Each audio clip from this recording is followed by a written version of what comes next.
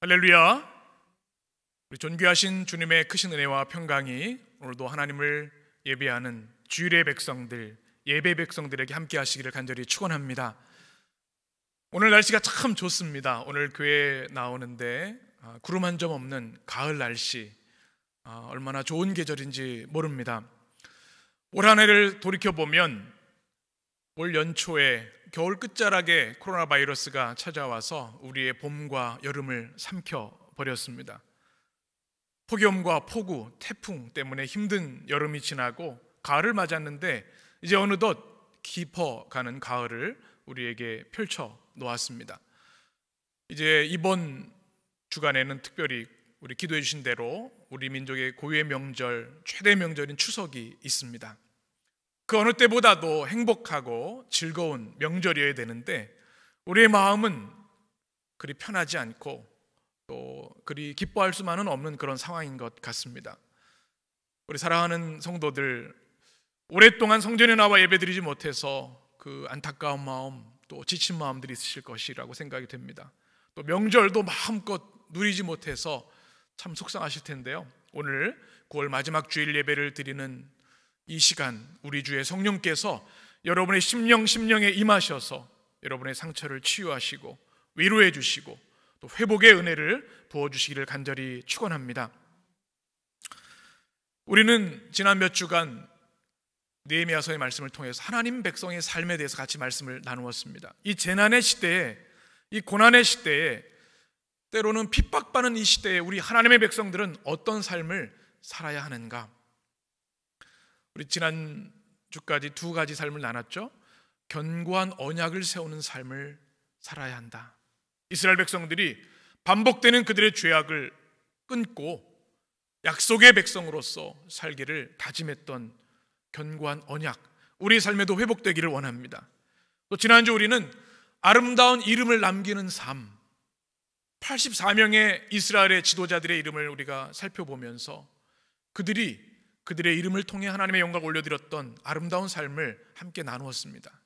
이제 오늘 그들이 이제 하나님 앞에, 하나님, 우리가 이제부터는 이런 삶을 살겠습니다, 하나님 앞에 약속하는 말씀들을 하나하나 같이 나누면서 은혜를 나누려고 합니다. 여러분 잘 아시는 대로 이스라엘 백성들, 우리가 나눈 말씀 기억나시죠? 불타버린 수도 예루살렘, 무너진 성벽, 느헤미야 기도의 사람을 통해서 하나님은 귀환의 은혜를 주셨고 52일 만에 재건하게 하셨습니다. 그런데 이스라엘 백성들의 그 뜨거운 열망은 다른 곳에 있었습니다. 하나님의 백성으로서, 진정한 하나님의 백성으로서 거듭나기를 원하는 한 가지 소원이 있었습니다. 그래서 학사 에사를 통해서 하나님의 말씀을 좀 들려주십시오. 온 백성이 주님의 말씀에 집중했고 그 말씀의 성령의 감동으로 회개하고 결단했습니다. 잃어버렸던 초막절 축제를 회복했고요, 레위인 14명이 백성들을 대표해서 하나님 앞에 기도를 올려드렸습니다. 그리고 오늘 말씀이 이제 펼쳐집니다. 하나님, 이제까지 우리가 하나님의 백성답게 살지 못했습니다. 이제부터는 새로운 삶을 살겠습니다. 하나님 앞에 거룩한 약속을 하는 것이 오늘의 말씀입니다. 저는 오늘 말씀 묵상하면서 그 백성들의 얼굴을 떠올려 봤습니다. 84명의 지도자들 뿐만 아니라 오늘 성경에 보면요, 여인들, 자녀들, 아이들까지 다 온 백성이 하나님 앞에 간절한 마음을 가지고 있습니다. 그것은 뭔가 하면 하나님의 백성이 진정한 하나님의 백성 되고자 하는 거룩한 열망이었습니다. 저는 이 시대에 우리 그리스도인들에게 가장 필요한 것, 바로 이 열망이라고 믿습니다. 상황과 여건들이 참으로 안 좋지요. 마음껏 성전에 나와 예배드릴 수는 없지만 하나님을 향한, 하나님의 성전을 향한 뜨거운 마음은 우리가 변치 말아야 할 줄 믿습니다. 다윗이 이렇게 고백합니다. 시편 27편 4절의 말씀, 우리 한 목소리로 우리의 고백을 담아 읽겠습니다. 내가 여호와께 바라는 한 가지 일, 그것을 구하리니 곧 내가 내 평생에 여호와의 집에 살면서 여호와의 아름다움을 바라보며 그의 성전에서 사모하는 그것이라. 아멘. 저는 지난주 설교를 준비하면서 이 말씀을 묵상하는데 마음이 뭉클하고 눈물이 나려고 했습니다. 이 다윗이 얼마나 하나님의 성전, 하나님의 성전의 아름다움을 갈망했는지를 느꼈기 때문에 그렇습니다. 우리 성도들도 같은 마음이시라 생각이 됩니다. 다윗은 모든 부와 명예, 권력 다 누려본 사람입니다. 그러나 그에게 소원 하나는 하나님의 임재였습니다. 어려운 시대, 고난의 시대, 내 소원은 하나입니다. 하나님의 성전의 아름다움을 바라보는 것, 주의 집에 거하는 것, 이것이 동일한 우리들의 고백이 되기를 간절히 소원합니다. 시편 27편 8절에서 이렇게 말씀하죠. 같이 읽겠습니다. 너희는 내 얼굴을 찾으라 하실 때에 내가 마음으로 주께 말하되 여호와여 내가 주의 얼굴을 찾으리이다 하였나이다. 아멘. 우리 주님이 이 시대에도 우리에게 명하시는 줄 믿습니다. 누구를 찾으라고요? 내 얼굴을 찾으라. 그럴 때 다윗이 하나님, 제가 다른 것 찾지 않고 하나님의 얼굴을 구합니다. 이 혼탁하고 어두운 시대 가운데 주님의 얼굴을 구하는 여러분 되시길 간절히 축원합니다. 바로 하나님 앞에 약속한 이스라엘 백성들이 그런 마음이었습니다. 하나님 앞에, 하나님, 이제 우리의 단 하나의 소원은 하나님의 백성이 되는 것인데 주님의 얼굴을 구하는 것이고 주의 임재 안으로 우리 모두가 깊이 들어가는 것입니다. 그러면서 이렇게 맹세합니다. 오늘 말씀 29절인데요 같이 읽겠습니다. 다 그들의 형제 귀족들을 따라 저주로 맹세하기를 우리가 하나님의 종 모세를 통하여 주신 하나님의 율법을 따라 우리 주 여호와의 모든 계명과 규례와 율례를 지켜 행하여. 아멘. 오늘 말씀에 우리가 주목할 것이 있는데 뭔가 하면 맹세하는데요, 무엇으로 맹세하고 있습니까? 오늘 29절에 보면 저주로 맹세한다. 좀 이상하지 않은가요? 그냥 맹세하는 것도 좋고 축복으로 맹세하면 좋을 텐데 왜 저주로 맹세하는가? 스스로 하나님께 맹세하는데 말이죠. 고대 근동에서 언약을 맺을 때 공통적인 풍습이 있었습니다. 그것은 뭔가 하면 짐승들을, 소나 양을 반으로 갈라서 언약 당사자들이 그 가운데를 지나가면서 약속하는 겁니다. 왜 이렇게 했을까요? 만약 우리 중에 누군가가 약속을 어기면, 이 언약을 파기하면 바로 이 짐승들처럼 당신도 죽게 될 것입니다 라고 하는 결연한 약속의 표시였습니다. 꼭 지켜야 되는 거죠. 바로 이스라엘 백성들이 하나님 앞에 맹세할 때 저주로 맹세했다고 하는 것은 하나님, 이 약속은 제가 제 생명을 걸고 지키겠습니다. 만약 지키지 못한다면 저주를 내리셔도 저는 할 말이 없습니다. 그런 뜨거운 마음으로 약속하고 있는 것이죠. 그들의 마음이 얼마나 뜨겁고 결연한가 우리가 읽어볼 수 있는 모습입니다. 하나님의 백성들은 어떤 사람들일까요? 우리가 이 땅에서 하나님 나라를 향해 나아가지만 이 땅에 살아가는 사람들인데요, 하나님의 백성은 어떤 사람들입니까? 부와 명예와 행복과 권력을 추구하는 사람들이 아니라 하나님의 약속의 말씀대로 살아가는 자들이 하나님의 백성인 줄 믿습니다. 우리에게 가장 큰 축복도 마찬가지입니다. 우리의 축복이, 우리의 꿈이 이루어지고 우리가 원하는 목표를 이루고 크게 성공하고 유명해지고 큰 즐거움을 누리는 것이 우리의 꿈과 목표가 아니라 하나님의 언약의 말씀대로 살아가면 그것이 우리 삶의 가장 큰 축복과 영광인 줄 믿습니다.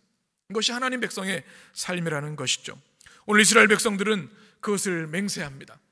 이제 세상 부귀영화 아니라 하나님 백성이 되기를 원하는데요, 그러기 위해서 제가 이렇게 6가지를 약속합니다. 오늘부터 그 약속들을 하나하나 살펴보겠습니다. 말씀을 살펴보면서 하나님, 제가 동일한 마음으로 백성들처럼 하나님께 이 약속을 온전히 드리기를 원합니다. 저주로 맹세하는 것처럼 반드시 이 약속을 지키는 약속의 백성 되겠습니다. 그런 마음들이 여러분의 가슴 속에 있게 되기를 축복합니다. 오늘은 첫 번째 약속입니다. 여러분, 첫 번째 약속은 어떤 약속일까요? 가장 중요한 약속이겠죠. 6가지 약속 중에 가장 먼저 한다고 하는 것은 우선순위가 거기 있다는 것이겠죠. 가장 중요한 약속이 뭔가 하면 오늘 말씀 30절에 나와 있습니다. 우리 같이 읽겠습니다. 우리의 딸들을 이 땅 백성에게 주지 아니하고 우리의 아들들을 위하여 그들의 딸들을 데려오지 아니하며. 여러분, 뭔가 좀 거창하고 멋있는 약속이 나올 것 같았는데 이게 무슨 약속이죠? 가장 중요한 약속일 텐데 이방 백성과 결혼하지 않겠다고 하는 이방 결혼 금지 언약을 하나님께 드리고 있는 겁니다. 통혼을 금지하는 하나님의 명령을 지키겠다는 것입니다. 그동안 지키지 못했던 것을 회복해야겠다고 하는 결연한 의지입니다. 이게 왜 중요할까요? 왜 첫 번째 약속일까요? 오늘 출애굽기 34장에 보면 이 통혼 금지에 대한 말씀이 있습니다. 우리 함께 출애굽기의 말씀을 두 절의 말씀 15, 16절 같이 읽습니다. 너는 삼가 그 땅의 주민과 언약을 세우지 말지니 이는 그들이 모든 신을 음란하게 섬기며 그들의 신들에게 제물을 드리고 너를 청하면 내가 그 제물을 먹을까 함이라. 또 내가 그들의 딸들을 내 아들들의 아내로 삼음으로 그들의 딸들이 그들의 신들을 음란하게 섬기며 내 아들에게 그들의 신들을 음란하게 섬기게 할까 함이니라. 아멘. 하나님께서는 이스라엘 백성들을 애굽의 처참한 노예에서 해방시켜 주셨습니다. 10가지 재앙으로, 그리고 홍해를 건너게 하심으로 놀라운 축복으로 구원해 주셨는데요. 그리고 약속의 땅 이제 가나안에 이르게 되었습니다. 그 전에 하나님 주시는 명령들이 있는데 바로 이 말씀이 그 하나님의 명령 중에 하나입니다. 약속의 땅에 들어가는 것만 중요한 것이 아닙니다. 그 약속의 백성답게 살아야 되는데 그 중심에 있는 것이 뭔가 하면 이방인들과 결혼하지 않는 것. 너무 배타적인 것 아닙니까? 그런 마음이 우리 마음에 들지 모르겠는데요, 중요한 의미가 있습니다. 왜 하나님께서 이 강력한 금지를 주셨는가? 성경에 보면 음란이라는 단어가 나옵니다. 이 음란이라는 단어는 두 신을 섬기는 것을 의미하죠.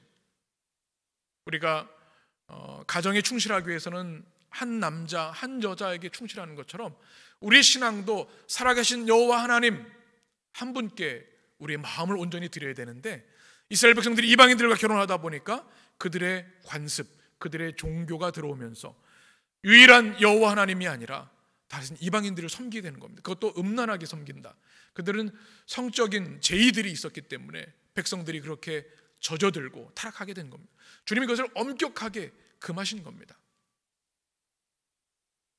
가짜 신들을 섬기고 성적 타락으로 들어가면 이스라엘 백성의 정체성이 무너지고 그 민족의 생명이 끊어지기 때문에 그렇습니다. 신명기 7장 3절 4절에 보면 그들이 이방인들과 결혼하게 할 때 나오는 폐에 대해서 말씀하고 있습니다.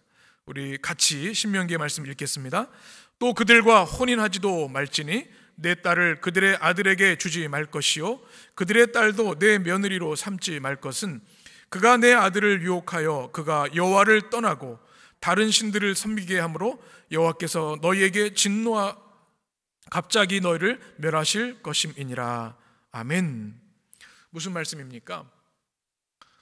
이방 여인과 결혼하게 되면 그들이 유혹하여 누구를 떠나요? 여호와를 떠나게 된다. 처음에는 서로 화합하고 타협하는 것 같이 협의하는 것처럼 보이지만 결국은 하나님을 믿는 믿음 안에서 그들이 떠나가게 될 때 하나님의 진노와 멸하심을 피할 수 없다. 이것이 이스라엘 백성의 가장 큰 위기이고 가장 큰 비극이겠죠.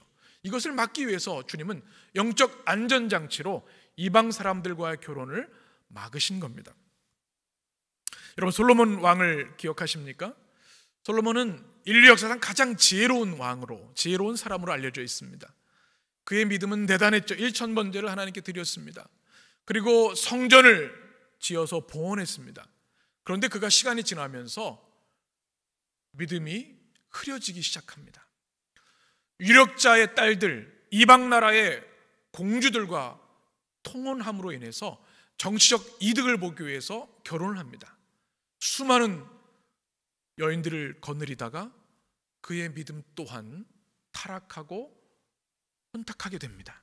어떻게 되죠? 결국 이스라엘이 남북으로 갈라지게 되고 이스라엘 백성은 쇠락하게 되는 비극을 경험하게 됩니다. 작은 것 같았지만 하나님이 명하신 이방 결혼을 금지하신 것을 어겼을 때 그의 믿음도 민족의 운명도 어둠으로 들어갈 수밖에 없었다는 이야기입니다. 오늘 하나님 앞에 결심하며 약속하는 이스라엘 백성 84명의 대표자들과 백성들도 자신들의 조상의 모습을 보았습니다. 느헤미야 9장 34절 35절 같이 읽습니다. 우리 왕들과 방백들과 제사장들과 조상들이 주의 율법을 지키지 아니하며 주의 명령과 주께서 그들에게 경계하신 말씀을 순종하지 아니하고 그들이 그 나라와 주께서 그들에게 베푸신 큰 복과 자기 앞에 주신 넓고 기름진 땅을 누리면서도 주를 섬기지 아니하며 악행을 그치지 아니하였으므로. 무슨 말씀입니까? 자신들의 조상들의 삶을 보니까 하나님의 언약을 어겼습니다. 약속을 지키지 않고 율법을 불순종했습니다. 악행을 그치지 않았습니다. 그들의 모습이 결국은 바벨론의 포로로 하나님의 심판에 임하게 되었고 비참한 민족의 결말을 보게 된 것입니다. 이것을 직접 눈으로 본 이 백성들은 하나님, 이제는 다시 이런 잘못을 반복하지 않겠습니다. 이방인들과 결혼한 것을 인해서 신앙이 깨어지고 무너지고 하나님을 잃어버리는 이 비극을 반복하지 않겠습니다. 그래서 통혼금지법을 회복하겠다고 하나님 앞에 약속하고 있는 것입니다. 이것은 단지 배타적인 결혼관이 아니라 하나님의 백성으로서 온전한 믿음, 순전한 믿음, 순수한 믿음을 반드시 지키겠다고 하는 거룩한 삶에 대한 맹세입니다. 거룩함을 잃어버리면 하나님 백성, 제사장 나라 이스라엘 백성도 무너지게 됩니다. 그것이 생명입니다. 그래서 주님, 우리는 이 과거의 조상들의 잘못을 반복하지 않고 주님, 이제부터라도 거룩한 삶을 우리가 살아내겠습니다. 순도 100%의 믿음으로 하나님만을 바라겠습니다. 이것이 그들의 약속과 맹세인 것이죠. 사랑하는 여러분, 우리에게도 그런 은혜가, 그런 믿음이 있게 되기를 간절히 원합니다. 우리의 믿음을 돌이켜 보아야 합니다. 우리 인생의 가장 중요한 것이 무엇인가? 나는 지금 무엇을 추구하고 그것을 따라 살고 있는가? 한번 질문해 보셔야 합니다. 팀 켈러라고 하는 목사님의 우리가 만든 신, 내가 만든 신이라는 책이 있습니다. 한번 표시를 보시면요, 영어 제목이 Counterfeit God이라는 뜻입니다. 이 counterfeit이라고 하는 단어가 모조란 뜻이죠. 만들어낸 것, 가짜 시계, 가짜 다이아몬드, 가짜 지폐, 모조 지폐가 있지 않습니까? 근데 우리 사람들이 뭐 형상을, 동물을 만들거나 우상을 만들지는 않지만 눈에 보이지 않는 가짜 하나님들을 만들어 섬기고 있다는 겁니다. 심지어는 하나님 믿는 하나님의 백성들조차 그렇다는 거죠. 그 중에 하나가 뭐냐면, 첫 번째 이 팀 켈러가 얘기하는 가짜 신, 모조신, 만들어진 신은 뭔가 하면 우리의 평생 소원이라고 얘기를 합니다. 우리가 이루고 싶은 것, 우리가 원하는 소원, 그것을 너무 오랫동안 바라고 그것을 붙잡고 있다 보니 하나님이 계셔야 할 자리에 그것이 차지하고 있는 겁니다. 하나님이 계셔야 할 그 자리에 우리의 욕심, 탐욕들이 차지하고 있다는 것이죠. 우리 이것을 잘 기억하고 분별해야 합니다. 이스라엘 백성들만 그런 것이 아니라 우리의 삶에서도 이런 일들이 일어나기 때문에 과연 나의 삶의 목적은 무엇인가? 난 지금 무엇을 위해 살아가고 있는가? 무엇을 바라보고 추구하며 살아가고 있는가? 오스왈드 챔버스는 주님은 나의 최고봉에서 거룩을 이렇게 정의합니다. 제가 읽어드리겠습니다. 삶의 목적이 무엇인지 계속적으로 자신에게 말하십시오. 삶의 목표는 행복이나 건강이 아니라 거룩입니다. 어떤 희생을 치르더라도 하나님과의 바른 관계를 가져야 합니다. 거룩을 향한 강한 염원이 필요합니다. 하나님의 인류를 향해 가지신 한 가지 목적은 바로 거룩입니다. 주님은 사람들을 구원하기 위해 오셨는데 그 이유는 그들이 거룩함을 향해 창조되었기 때문입니다. 저는 이 고백이 가슴에 계속해서 울림이 되었습니다. 우리 삶의 목적이 뭐라고요? 건강이나 행복이 아니라 거룩이다. 왜요? 하나님이 우리를 그렇게 지으셨고 우리를 지으신 목적이 하나님과 교제하는, 막힌 담, 죄가 없는 거룩의 상태로 살아가는 것, 그것이 우리 창조의 목적이시기 때문에 그렇습니다. 저는 우리 성도님들을 위해서 기도할 때마다 그런 기도를 하는, 우리 성도들 다 건강 주시길 원합니다. 우리 질병으로 힘들어하는 우리 성도들 계신데 하나님 치유의 은혜를 내려주시길 원합니다. 또 사업장마다 번창하게 하시고 우리 청년들이 꿈꾸는 대로 이루어 주시고 주님, 우리 성도들의 삶에 형통함 있게 하시고 승진되게 하시고 합격되게 해주십시오. 하나님이 그런 은혜들을 주셔서 얼마나 감사한지 몰라요. 그런데 그것이 우리의 궁극적인 목적이 되어서는 안 된다는 거죠. 우리의 궁극적인 목표는 하나님 백성으로 거룩한 삶을 살아가는 것, 이 한 걸음 한 걸음이 우리에게 가장 소중하고 중요한 것을 우리는 잊지 말아야 할 줄 믿습니다. 오늘 하나님께서는 우리에게 이렇게 말씀하십니다. 레위기 19장 1절 2절에 보면 우리에게 요구하시는 것은 단 한 가지입니다. 같이 읽겠습니다. 여호와께서 모세에게 말씀하여 이르시되 너는 이스라엘 자손의 온 회중에게 말하여 이르라. 너희는 거룩하라. 이는 나 여호와 너희 하나님이 거룩함이니라. 아멘. 베드로전서 1장에도 이렇게 말씀합니다. 같이 읽습니다. 오직 너희를 부르신 거룩한 이처럼 너희도 모든 행실에 거룩한 자가 되라. 기록되었을 때 내가 거룩하니 너희도 거룩할지어다 하셨느니라. 아멘. 거룩, 구약의 카도시, 신약의 하기오스, 그것은 하나님의 성품이고 바로 우리를 지으신 하나님이 우리와 교제하시기 위해서 주신 하나님의 본성, 하나님의 성품입니다. 이 거룩함을 우리에게 명하고 계십니다. 성공해라, 이 정도 재산은 가져라, 그런 명령하지 않으시고 주님이 주신 명령은 내가 거룩하니 너희도 거룩하라 명하셨습니다. 우리의 인생이 큰 성공, 큰 업적을 남기지 않더라도 주님 앞에 갔을 때 주의 명령대로 제가 주님 구별된 하나님의 백성으로 거룩한 삶을 살다 왔습니다. 주님과의 교제를 내 인생 최고의 우선으로 삼고 거룩의 걸음을 걸어왔습니다. 이 고백이 최고의 고백이고 축복의 고백이라는 사실입니다. 로마의 클레멘트라는 사람이 이런 말을 했습니다. 우리는 거룩한 백성이므로 우리의 모든 행위를 거룩함과 일치되게 해야 한다. 거룩함에 초점을 맞추는 삶이 바로 우리 하나님 백성들의 삶이라는 이야기입니다. 그러면 어떻게 우리 삶 속에서 구체적으로 거룩한 삶을 회복할 수 있을까요? 성경은 여러 군데서 우리에게 그런 지혜를 줍니다. 첫 번째는 한번 따라해 보실까요? 이 세대를 본받지 말아야 합니다. 로마서 12장 2절의 말씀 같이 읽습니다. 너희는 이 세대를 본받지 말고 오직 마음을 새롭게 함으로 변화를 받아 하나님의 선하시고 기뻐하시고 온전하신 뜻이 무엇인지 분별하도록 하라. 아멘. 본받지 말라는 말씀입니다. 이 세대를, 이 본받지 말라는 건 스케마조이라고 하는 단어인데요, 이것은 따라한다는 뜻입니다.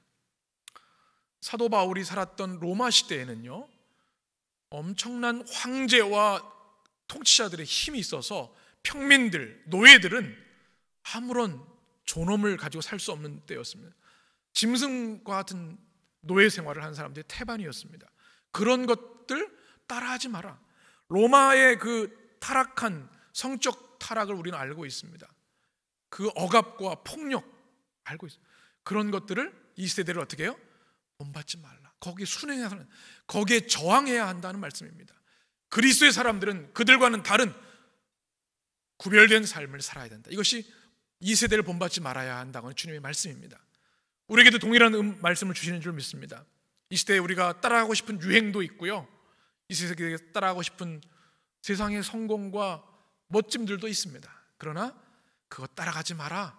이것이 거룩의 첫 출발입니다. 이 세대를 본받지 않고 오늘 주신 말씀처럼 하나님의 뜻을 분별하고 우리 마음을 새롭게 하는 역사가 여러분 가운데 있게 되기를 간절히 축원합니다. 두 번째는요, 자신을 깨끗하게 하게 해야 합니다. 고린도후서 7장 1절 말씀 같이 읽습니다. 그런즉 사랑하는 자들아, 이 약속을 가진 우리는 하나님을 두려워하는 가운데서 거룩함을 온전히 이루어 육과 영의 온갖 더러운 것에서 자신을 깨끗하게 하자. 거룩을 쉬운 말로 하면 깨끗하게 하는 겁니다. 우리가 하나님의 백성으로서 어떻게 구별될 수 있겠습니까? 하나는 더러운 것을 씻어내는 겁니다. 그리고 버릴 것을 버리는 겁니다. 에베소서 4장 22절 말씀 같이 읽습니다. 너희는 유혹의 욕심을 따라 썩어져가는 구습을 따르는 옛사람을 벗어버려야 합니다. 에베소서 4장 31절 너희는 모든 악독과 노함과 분냄과 떠드는 것과 비방하는 것을 모든 악의와 함께 어떻게 해요? 버리고 말씀하고 있습니다. 오살드 챔버스는 이 말씀들을 이렇게 묵상합니다. 당신은 숨겨진 부끄러운 일을 버렸습니까? 그것이 떠오른 즉시 거절하십시오. 당신에게 숨겨진 정직하지 못함이나 간사함이 전혀 없어질 때까지 철저히 거절하십시오.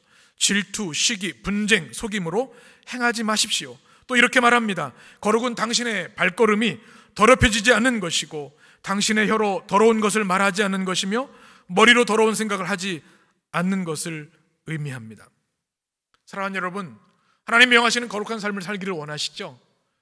씻어낼 것을 씻어내시고 버릴 것을 버리는 여러분 되시길 간절히 축원합니다. 세 번째는요, 선한 싸움을 해야 한다는 사실입니다. 여러분, 싸움 좋아하는 분은 안 계시겠죠? 제가 지난주에 페루페투아라고 하는 여인에 대한 이야기를 했습니다. 북아프리카의 성자이고 24살에 믿음을 지키기 위해 순교했던 여인. 지난주 보여드린 사진을 여러분 기억하실 겁니다. 로마 황제가 황제 외에 그 누구에게도 경배할 수 없다고 했을 때 그는 황제가 아니라 큐리오스, 우리 주 예수 그리스도를 예배했습니다. 그래서 원형 경기장에 끌려오게 됐고 순교하게 됩니다. 자신의 믿음을 버리기만 하면, 주님을 부인하면 살 수 있었는데 나는 그리스도인의 이름을 포기할 수 없습니다. 이 고백과 함께 순교했죠. 그런데 이 페루페투아가 순교한 후에 그 당시 크리스천들과 넌 크리스천들에게 충격적인 강력한 도전이 되었습니다. 어떻게 죽음 앞에 저렇게 담대하고 용기 있을 수 있는가? 24살의 청년, 여성 청년이 말이. 그의 믿음을 사모하게 되었고 그가 기록한 일기장이 많은 성도들에게 사랑을 받았습니다. 성경 옆에 놓고 읽을 정도로 그가 치열하게 믿음을 지키기 위해 싸웠던 그의 믿음, 그것은 강력한 매력이 되었고 수많은 사람들이 그의 순교를 통해 그리스도께 돌아오는 역사가 일어났습니다. 여러분, 우리 이 시대에도 주님은 우리가 선한 싸움을 하기를 원하십니다. 성경 말씀 우리가 잘 알고 있는 디모데후서 4장 7절 8절 같이 읽겠습니다. 나는 선한 싸움을 싸우고 나의 달려갈 길을 마치고 믿음을 지켰으니 이제후로는 나를 위하여 의의 면류관이 예비되었으므로 주 곧 의로우신 재판장이 그날에 내게 주실 것이며 내게만 아니라 주의 나타나심을 사모하는 모든 에게도니라. 아멘. 우리는 다 이 땅을 떠나서 우리의 몸은 흙으로, 우리의 영혼은 천국에 들어갑니다.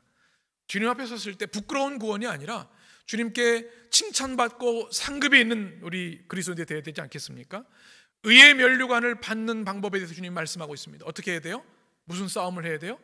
선한 싸움을 해야 된다. 믿음을 지키고 끝까지 나아가면 어려운 재판장 되신 주님께서 우리에게 의의 면류관을 주시는 줄 믿습니다. 페루페투아, 그 주님의 영광스러운 의의 면류관을 받았을 겁니다.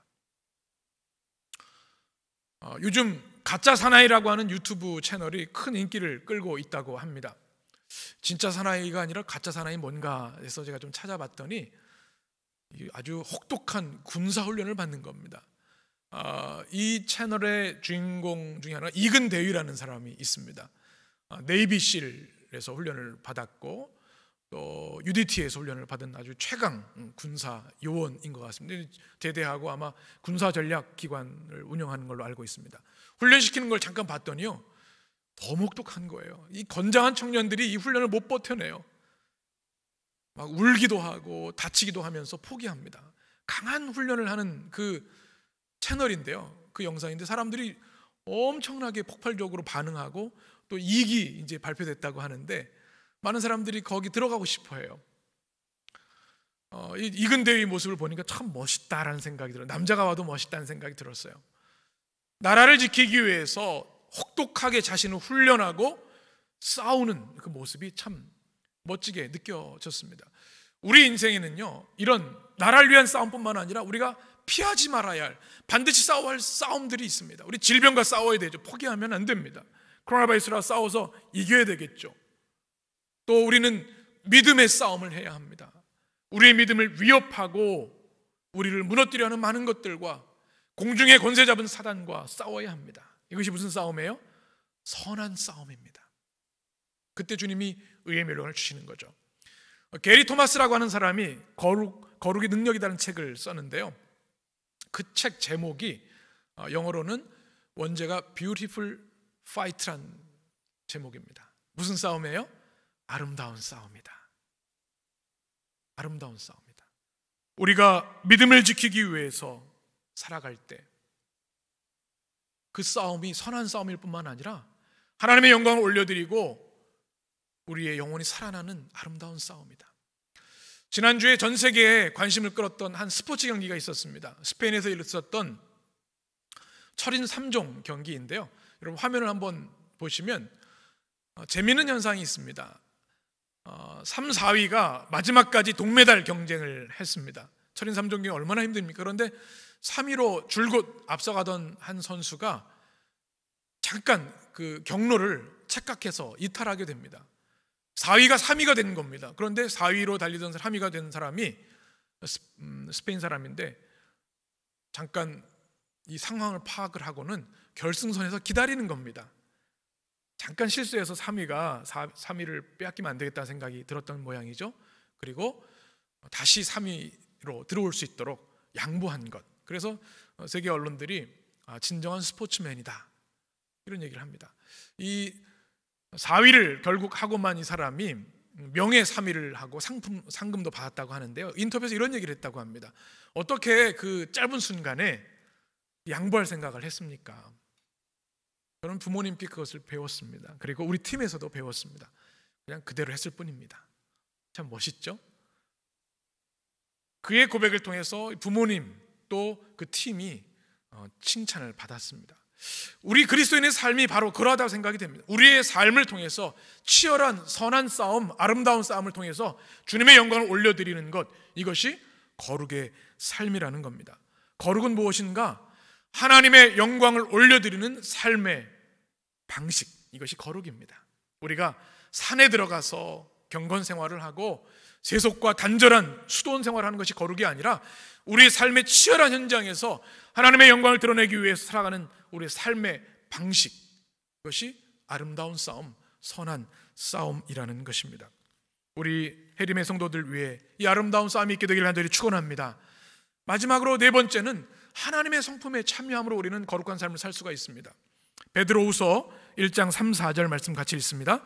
그의 신기한 능력으로 생명과 경건에 속한 모든 것을 우리에게 주셨으니 이는 자기의 영광과 덕으로서 우리를 부르신 이를 알므로 말미암음이라.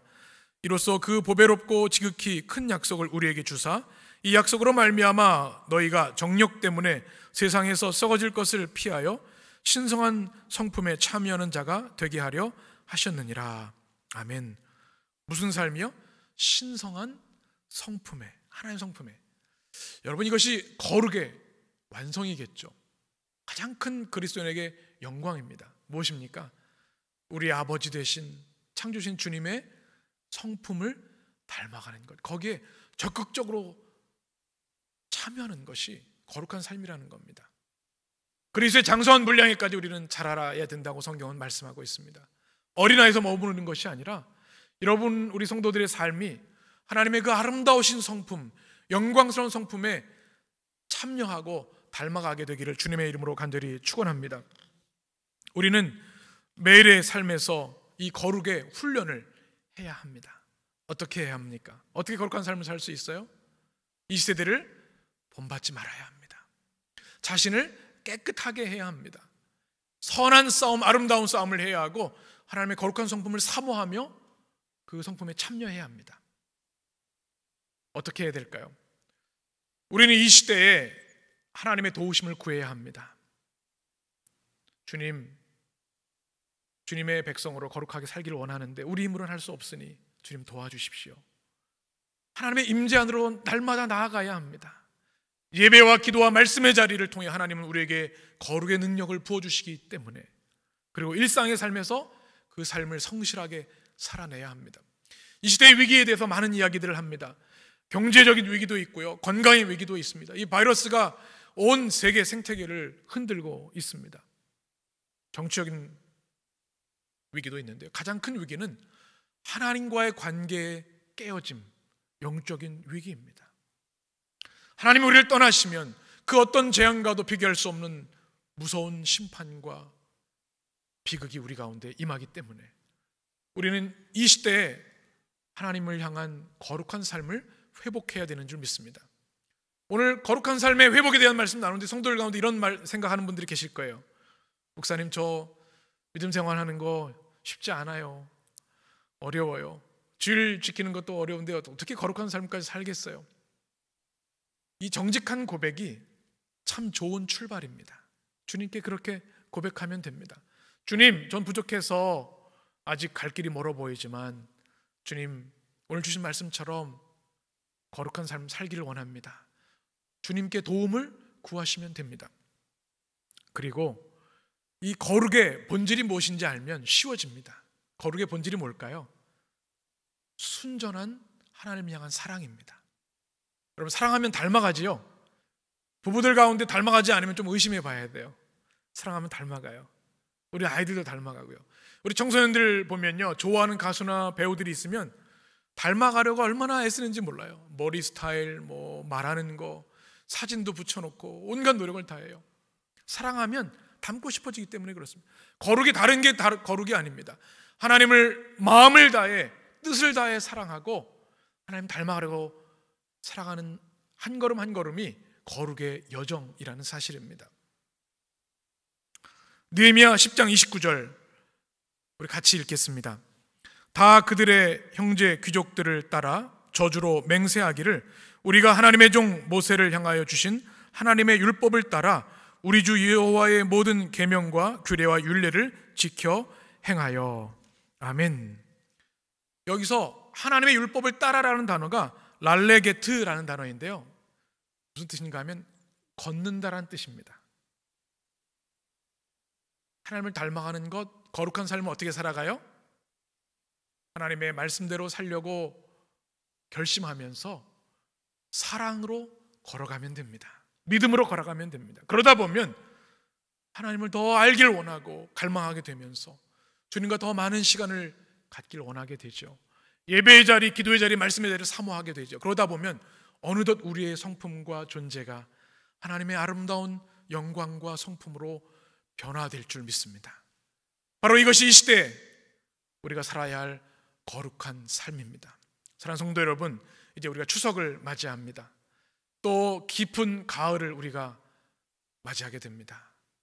우리의 믿음도 거룩하고 아름답고 깊어지기를 원합니다. 이스라엘 백성들의 6가지 약속, 첫 번째, 이방인들과 결혼하지 않겠습니다. 믿음의 순수성을 지키겠습니다. 이 시대에 하나님, 거룩의 삶을 회복하겠습니다. 여러분들이 하나님께 드리는 거룩한 약속과 승리가 되시기를 간절히 축원합니다. 기도하겠습니다.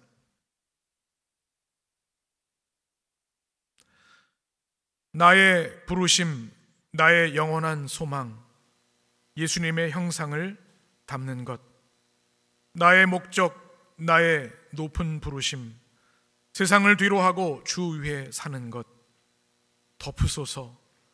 주 거룩한 품에 품으소서. 이곳이 나 속한 곳, 오 예수 이끄소서. 주 얼굴 보기 위해 은밀한 곳으로 내가 나아갑니다. 살아계신 하나님, 오늘 말씀을 통하여 우리에게 영원한 소망을 붙잡게 하시니 감사합니다. 우리의 영원한 소망은 주님의 형상을 닮아가는 것, 우리 삶의 목적은 주를 위해 사는 것. 오늘도 이 소망을 가지고 주님의 거룩한 품으로, 은혜의 보좌로 나아갑니다. 이것이 이 시대의 우리 성도들의 운명이고 거룩한 소명인 줄 믿습니다. 하나님 앞에 자신들의 과거, 조상들의 잘못을 끊어내고 하나님, 이제부터 거룩한 삶을 회복하겠습니다. 다짐했던 이스라엘 백성들의 약속이 우리들의 약속이 되게 하시고 그 약속을 이 땅에서 믿음으로 사랑으로 걸어가며 이루어가는 축복의 백성들 되게 하여 주옵소서. 예수님의 이름으로 기도합니다. 아멘.